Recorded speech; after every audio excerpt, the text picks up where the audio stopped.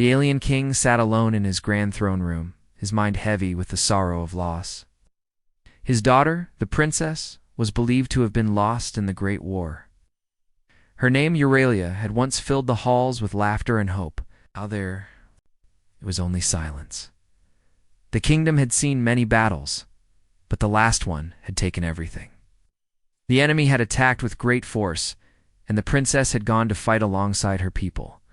When the battle ended, there were no survivors from the royal family's side. Wait. The news spread quickly, and the people of the kingdom fell into mourning. They believed the princess was gone forever.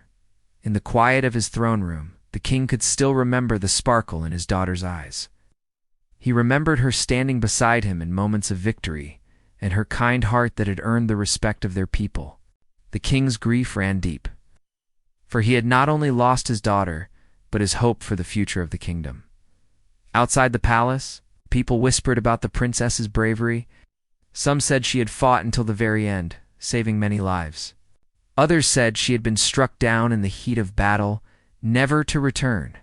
The king would not believe it, refused to accept that she was gone. In his heart, he clung to the hope that one day Auralia would walk through the palace doors again, while the king stayed lost in his sorrow.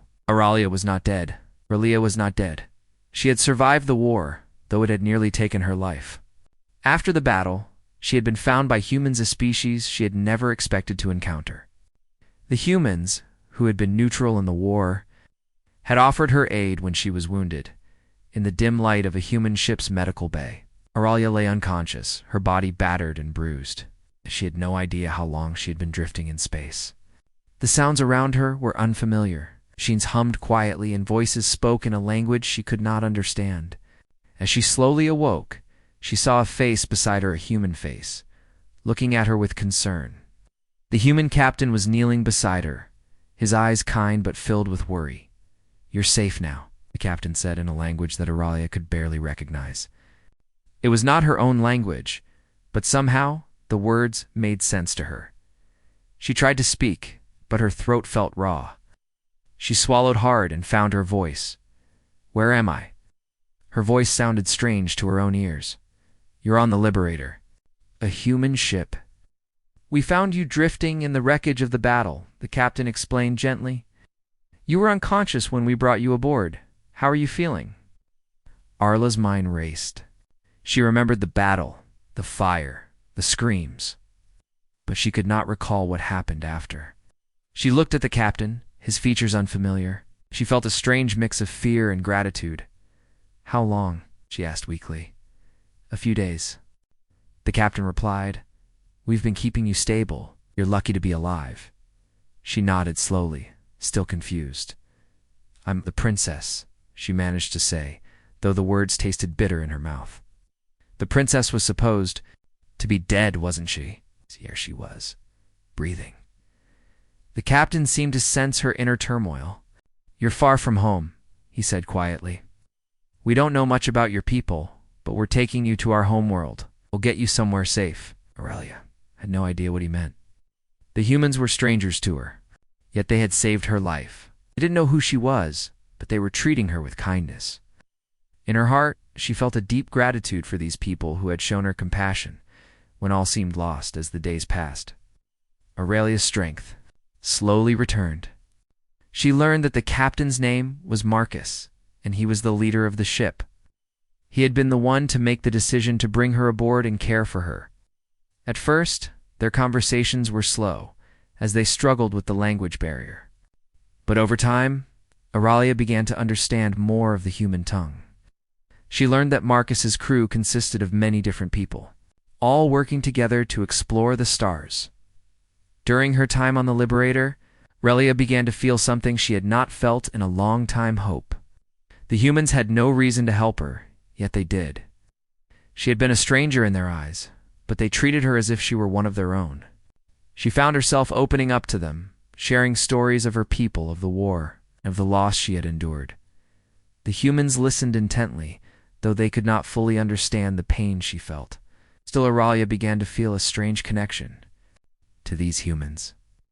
They had a warmth about them that she had never known in her own kingdom, where politics and war had always come first.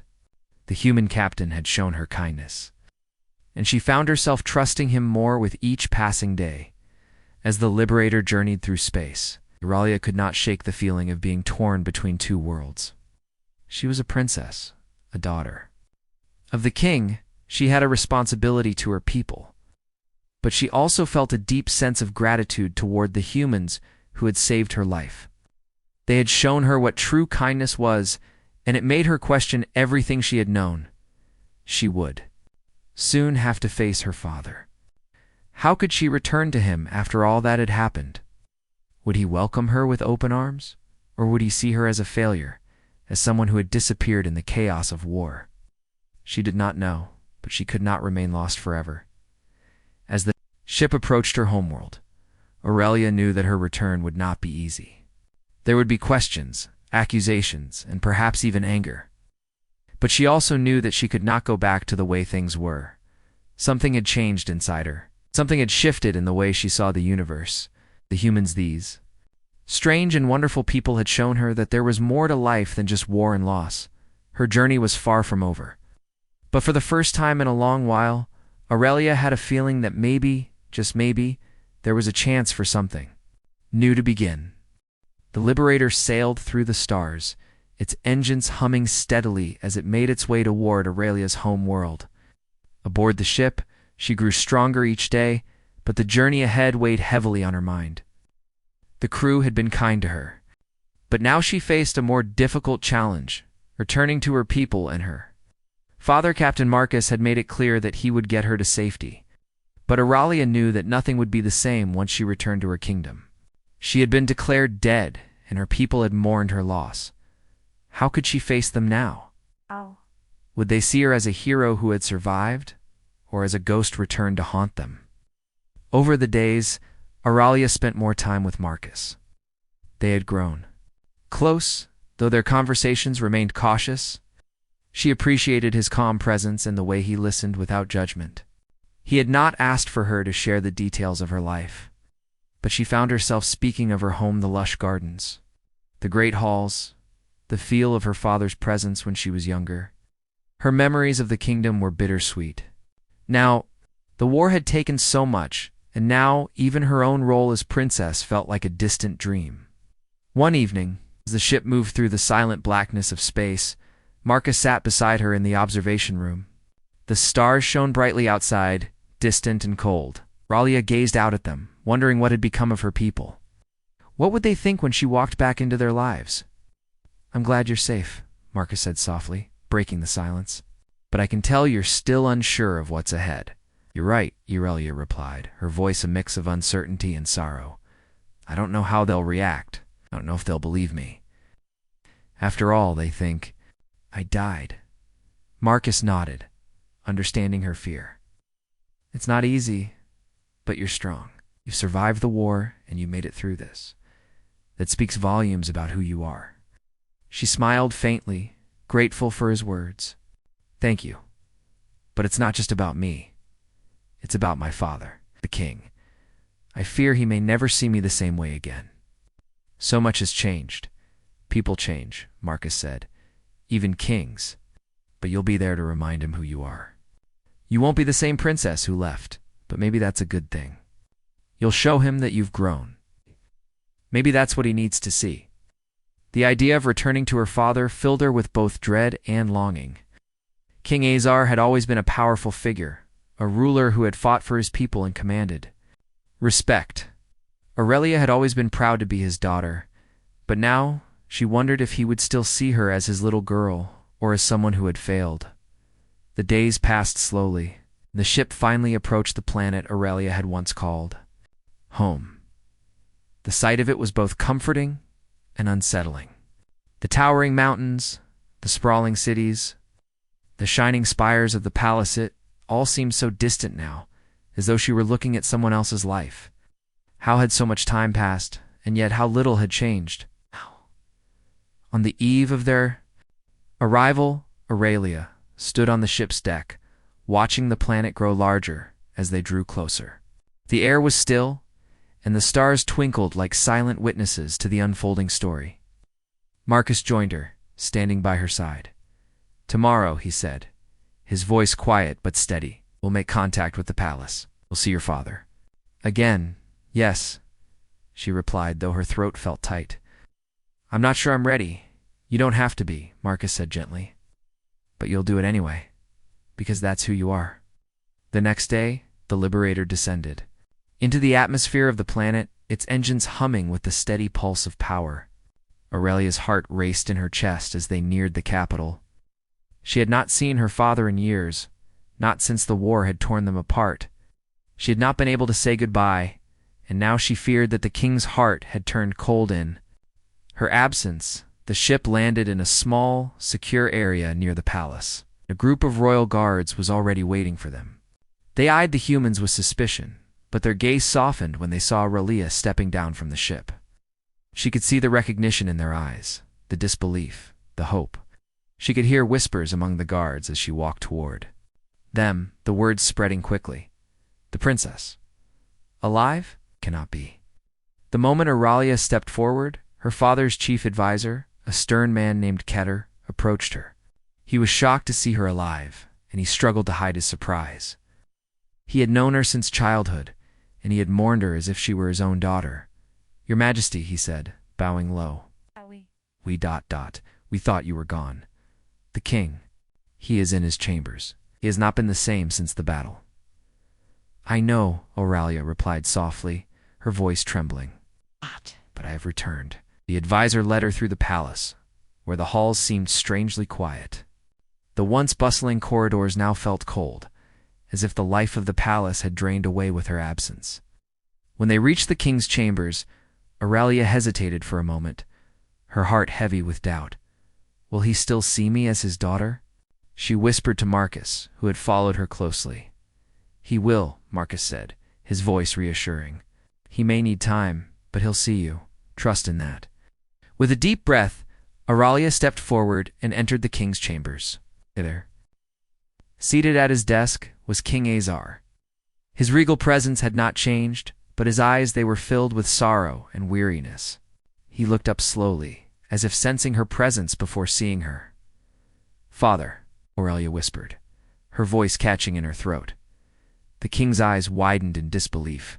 For a moment, he said nothing, just staring at her as if he were seeing a ghost. Then, without a word, he stood up and walked toward her, his steps slow but deliberate. Tears filled his eyes as he reached out to touch her face, as if to confirm that she was real.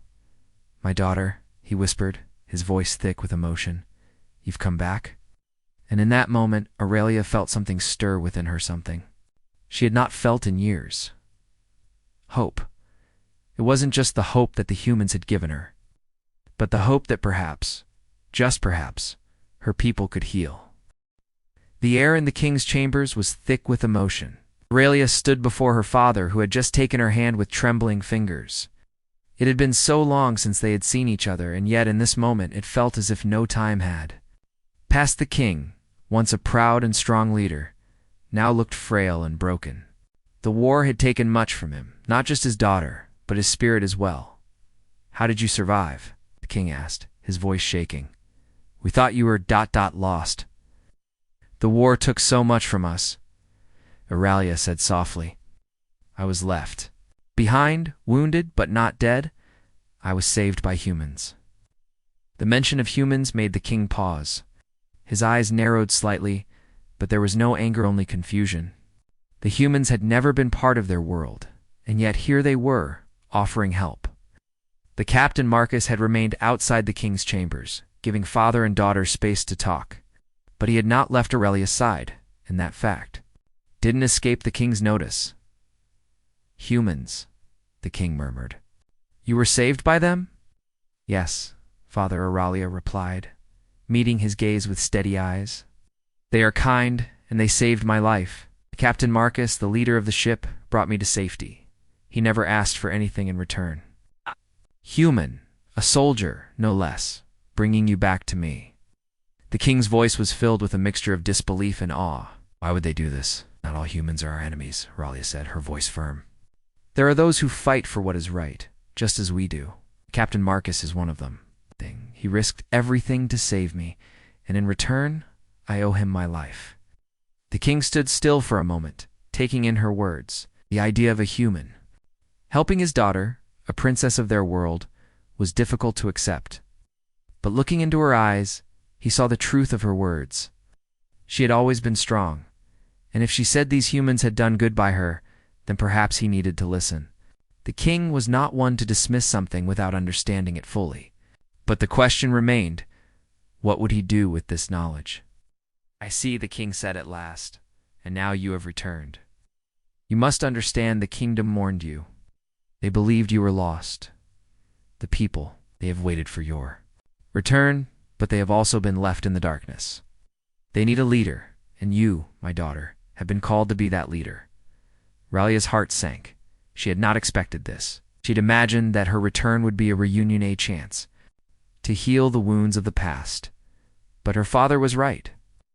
The kingdom had been without a true leader for so long, and now it seemed they were looking to her to fill that role. "I don't know if I can do it," Ralia whispered, the weight of her responsibilities beginning to sink in. So much has changed. The war has left our people broken. I don't know if they'll ever trust me the same way again. I don't know if I can lead them, not after everything that's happened. The king studied her for a long moment before speaking again. "You are more capable than you think, Ralia. The war may have taken much from us, but it has also made us stronger. You have returned, and that is a sign of strength in itself. But you must also remember, you are not alone. You have allies, and you have me. I will stand by your side." He paused, as if weighing something in his mind. Then, with a deep sigh, he continued, "And Marcus, the human captain. He has done much for you, and for that he has earned my respect. I would like to meet him. I need to understand his role. In all of this, Father, he is not our enemy," Eurilla said quickly. "He is my friend, and he has helped me when no one else would. You have to understand he is not like the others. He has shown me more compassion than I ever expected." The king nodded slowly, still processing her words. "Very well, I will meet him. But you must know, the people will not easily accept an alliance with humans. There will be opposition, and we must be ready to face it." "I understand," Eurelia replied, her voice steady now. "I will do whatever it takes to protect our people. But I also believe that we can find a new way forward. It's one that doesn't involve endless war. Maybe we can learn from the humans. Maybe they have something we can use." The king looked at her for a long time, then slowly nodded. "You have grown, Auralia, and perhaps you are right. Perhaps it is time to consider a new path. But we must be careful. There is much at stake." "I know," she said quietly. "But I believe in the future. I believe in what we can become, together." The king's gaze softened, and for a moment the harshness of the past few years seemed to fade. "I will trust you, Auralia. But you must show me that you can lead. The kingdom will not follow a weak ruler." "I will prove myself, Father," Euralia said with conviction. "I won't let our people fall." The conversation ended there, and the king turned to summon his advisors. But before he did, he looked back at his daughter. "Prepare yourself, Eurelia. The council will want to speak with you, and soon we will have to face the reality of your return." As Auralia left the king's chambers, she felt a mixture of fear and determination.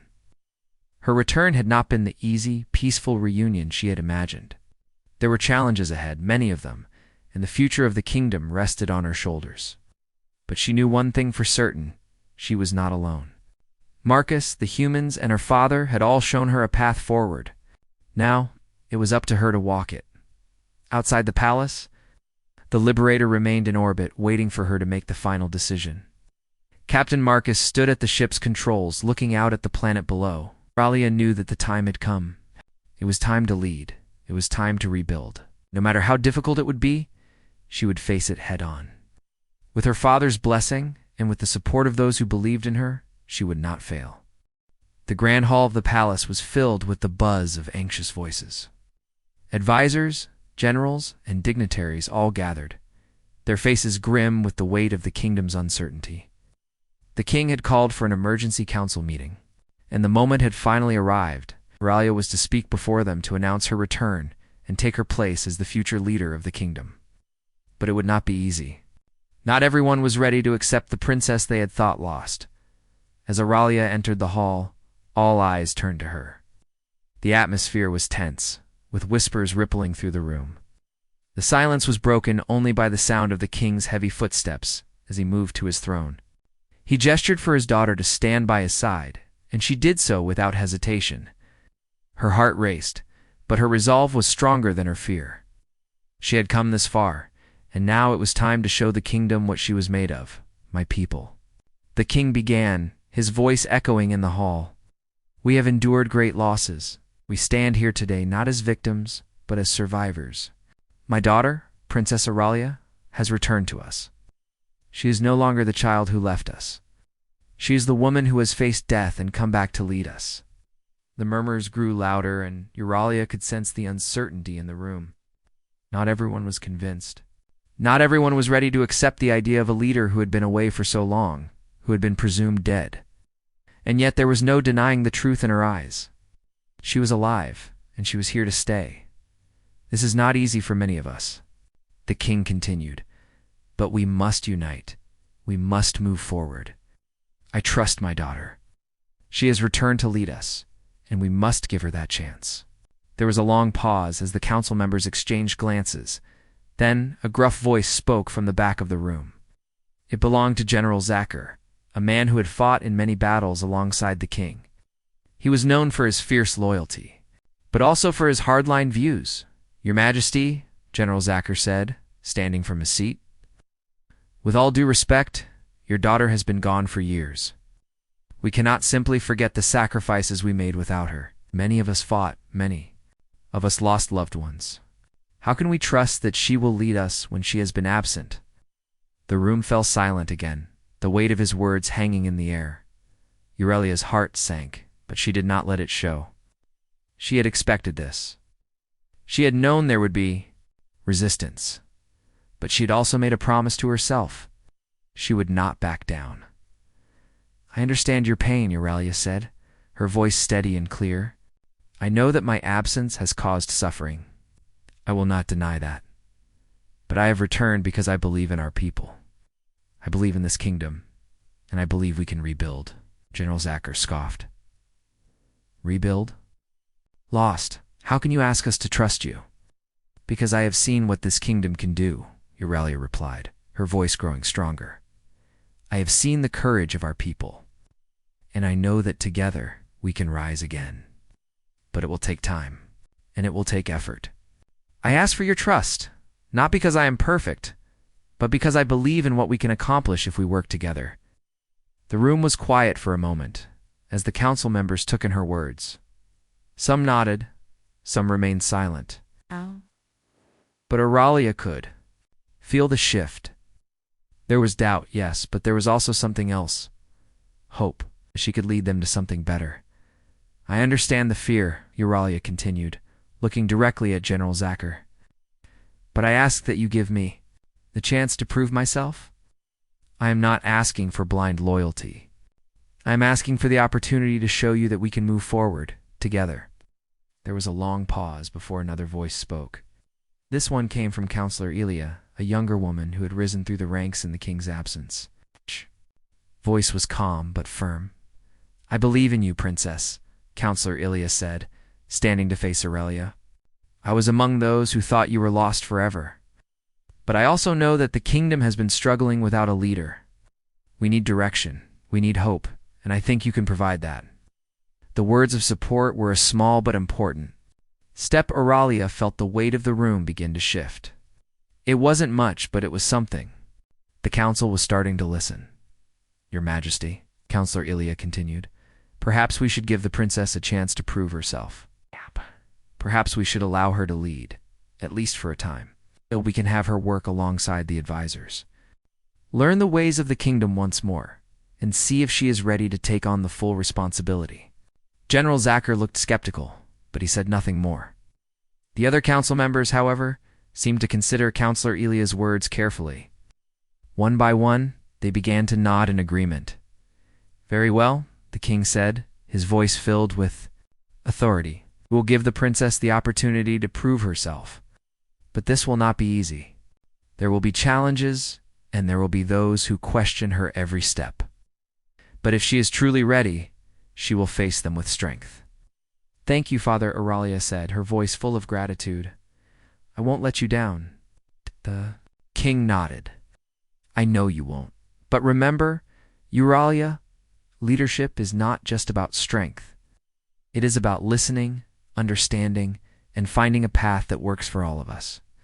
The council meeting continued, with discussions about rebuilding the kingdom, fortifying the defenses, and addressing the needs of the people. Euralia listened carefully, absorbing everything she could. She knew that her journey was just beginning, and the road ahead would not be easy. But she also knew that she had to prove herself, not just to her father or the council, but to the people who had placed their trust in her. As the meeting ended and the council members filed out, Ralia remained behind with her father.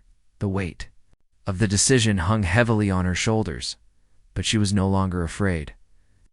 She had taken the first step toward leading her people. Now she had to show them that she was worthy of their trust. "I'm proud of you, Euralia," the king said, softly. "But remember, the journey ahead is long. You must be prepared for what lies ahead." "I am ready," Aurelia replied with determination in her voice. "I will not let our kingdom fall." And with those words, she knew that no matter the challenges ahead, she would face them head on. With the support of her father, the council, and the strength within herself, she would lead the kingdom to a brighter future. One step at a time. The palace was quiet after the council meeting, but the weight of the decisions made that day hung in the air. Ralia had earned a fragile trust, but the real work had only just begun. The kingdom was in ruins, and people were looking to her for hope and leadership. She knew her father had given her a chance, but she had to prove herself in the eyes of the kingdom. As Auralia left the council chambers, her mind raced. She needed time to think, to process everything that had happened. The conversations with her father and the council had been a turning point. But she still had a long road ahead. Outside, she walked down the palace halls, her steps echoing in the emptiness. The walls were adorned with portraits of kings and queens from generations past, their faces cold and proud. Ralia had always admired them, but now she wondered if she could live up to their legacy. "Your Highness," a familiar voice called. From behind her was Captain Marcus. He stood at the end of the hallway, his posture straight but not rigid. He had stayed out of the council meeting, allowing Auralia to speak for herself. He'd kept his distance, but now that the meeting was over, he had come to check on her. "Captain," Auralia said, her voice soft but steady. "What are you doing here?" "I wanted to make sure you're all right," Marcus replied, his gaze steady. "That was a tough meeting." "It was," she admitted, "but it's a step forward. My father trusts me now, and the council has. Agreed to give me a chance, I think. I think I can do this." "I believe you can," Marcus said, his eyes full of sincerity. "But it's not going to be easy. The kingdom is broken, and there are a lot of people who won't accept a leader they thought was dead." "I know," Euralia replied with a sigh. "I don't expect it to be easy, but I have to try." Marcus nodded. "And you're not alone in this. You've got allies. I'll be here to help you, and the humans will support you too." That was something Auralia had not yet fully considered. The humans, who had saved her, who had shown her kindness when no one else would, were now a part of her world. The idea of forging an alliance between her people and the humans was both terrifying and exciting. But Marcus's words reminded her of something important. They weren't just allies in name. They had proven themselves to be true friends. "I'm glad you're here," Euralia said, her voice full of gratitude. "I didn't expect the humans to be so ... kind." "You'll find that not all humans are the same," Marcus replied with a faint smile. "But the ones who have helped you, they truly believe in what's right, and they're willing to help us rebuild." Aurelia asked, her voice filled with curiosity. "They are," Marcus said without hesitation. "They've seen what we're capable of, and they believe that we can build something better. It's not just about military support. It's about trust, about working together to create a future for all of us." "Trust," Aurelia repeated the word quietly. It was something she had never been able to fully grasp. Trust had been broken in her kingdom during the war, and it was hard to rebuild. But Marcus was right. Trust was the foundation of any true alliance. There's more, Marcus added, his voice becoming more serious. The humans have resources, technology, knowledge that could help us, but we have to be careful. Not everyone will be happy about this alliance. I know, Aurelia said, her brow furrowing. Some may see it as a betrayal. Others might see it as weakness. Exactly, Marcus agreed, but you have the chance to show them otherwise. You're the key to bringing everyone together. If you lead with strength and wisdom, they will follow. Strength and wisdom, Aurelia repeated, feeling the weight of those words. They sounded so simple, yet they carried so much responsibility. She had to be both a leader and a diplomat, someone who could bridge the gap between her people and the humans. You're not alone in this. Aurelia, Marcus said again, his voice reassuring. The humans are ready to support you, and I will be here every step of the way. Aurelia looked at him, and for the first time in a long while, she felt a sense of peace. She wasn't alone. She had allies, and they were not just fighting beside her, they were fighting for her. The thought gave her the strength to keep moving forward. Thank you, Marcus, she said, her voice filled with gratitude. I don't know what the future holds, but I know that we can face it together. That's all any of us can ask for, Marcus replied with a smile. Together, we can make it through anything. The conversation ended with a shared sense of resolve. Aurelia knew that the road ahead would be difficult. There would be those who opposed her, those who would question every decision she made. But she had a vision for the future, one that included both her people and the humans. She knew it wouldn't be easy, but it was the only way forward. As she walked back to her chambers, Aurelia felt a renewed sense of purpose. She had taken the first step, but now she had to take the next one. The humans were part of her world now, and together they would face the challenges of rebuilding. The trust she had been given, the hope she had inspired, those were the tools she would use to lead her people into a brighter future.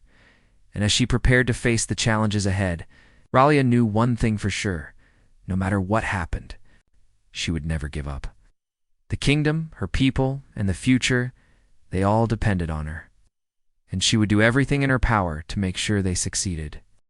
The days after the council meeting passed quickly, filled with preparations and planning. Aurelia knew the hardest part of her journey had only just begun. While the council had agreed to give her a chance, the kingdom still needed to see her as their leader, and he still saw her as the lost princess, the girl they had mourned. But now, she had to prove that she was more than that. She had to prove she was the leader they needed. The palace was alive with activity as the workers. Soldiers and advisors began their tasks to rebuild what had been destroyed. The war had left scars not just on the land, but on the people's hearts. The kingdom had been broken, but Aurelia could feel the spark of hope starting to grow again. Her return had brought something new, the promise of peace, of a future where they could heal. One afternoon, Aurelia walked through the gardens of the palace, her thoughts swirling. The air was fresh, and the flowers that had once been trampled in battle were now blooming again. It was a small sign, but it was a sign of life. The gardens, much like the kingdom, were beginning to recover. Marcus had left the palace to meet with his fellow humans, who had been busy making their own preparations. They had promised to help in any way they could, whether it was through supplies, knowledge, or training. Aurelia had been surprised by how much the humans were willing to offer. They had no reason to do this, yet they had pledged their full support. As she walked, Aurelia noticed a familiar face ahead. It was General Zacher, who had not spoken much since the council meeting. He had been one of the most vocal in his doubt of her leadership. She knew that he still questioned her ability to lead, and that weighed heavily on her. General Zacher, Aurelia called, her voice steady but respectful. He turned, his expression unreadable, but he nodded as she approached. Your Highness, he said, his tone formal. It's good to see you well. Thank you, she replied, standing before him. I've been thinking about what you said, about how hard it will be for the kingdom to accept me. Zacher's face softened slightly. I spoke out of concern, Princess. You've lost so much. Many of us don't trust easily anymore. But I understand that you're doing your best. No, it's not easy, Aurelia said, her gaze steady. I'm not asking for blind loyalty. I'm asking for a chance to prove myself. There was a long pause, and for a moment Zakar looked as though he might speak again. Then he nodded, a quiet acceptance in his eyes. I'm willing to give you that chance. Just don't make the same mistakes as those who came before you. I won't, Aurelia promised. I'm determined to make the kingdom stronger, not weaker, but I need your help. I need the support of the warriors and the generals. I can't do this alone. Zakar considered her words, then offered a small nod. We will help you, princess. But remember, strength is not just about leading from the front. It's about knowing when to listen and when to act. I understand, Aurelia said, feeling a sense of relief. Zakar's approval, while not full, was a step in the right direction. It meant that some of the kingdom's greatest warriors were willing to follow her. Not that she knew, was the beginning of something important. Later that day, Aurelia sat with her father in the royal chambers, discussing the next steps for the kingdom. The king had been quieter since her return, more thoughtful, but there was a new sense of trust between them. Aurelia could feel that he was starting to believe in her again. Well, it would take time for him to fully let go of his worries. Father, Aurelia began, her voice steady. I've spoken with General Zakar. He's willing to support me. But I know there are others who still have doubts. The king nodded. Doubts are natural, especially after what we've been through. The people want a leader who can protect them, who can bring them peace. But not everyone is ready to follow you just yet. I know, Aurelia replied, her heart heavy, but I'm going to prove to them that I am capable of leading. I won't let the kingdom fall. The king looked at her with a mixture of pride and concern. You've always been determined, Aurelia, but remember, leading is not just about strength. It's about making difficult choices. Sometimes you'll have to make decisions that won't be popular. I understand, she said, her voice firm. But I'm ready. I won't back down. The king smiled softly. I know. You are, just remember that you're not alone in this. I'll be here to guide you. With that, the conversation turned to more practical matters. They discussed the rebuilding of the city, the repair of the defenses, and the plans for a new council to help guide the kingdom forward. There was much work to do, but Aurelia felt more confident than ever. Her father's support, combined with the loyalty of the humans and the warriors, gave her the strength she needed to keep moving forward. The next few weeks were filled with meetings, planning, and hard work. Aurelia spent time with Marcus, learning more about the humans' technology and knowledge. They worked together to create a strategy that would help the kingdom recover. Slowly but surely, the kingdom began to take shape again. The people began to rebuild their homes, their lives, and their hopes. The humans played a crucial role in this recovery. They helped to rebuild the infrastructure, providing tools and resources that the kingdom had long lacked. They also shared their knowledge of agriculture, medicine, and engineering, all of which would help the kingdom thrive once more. As the work progressed, Aurelia found herself spending more time with Marcus. Their relationship had grown stronger, built on a foundation of trust and respect.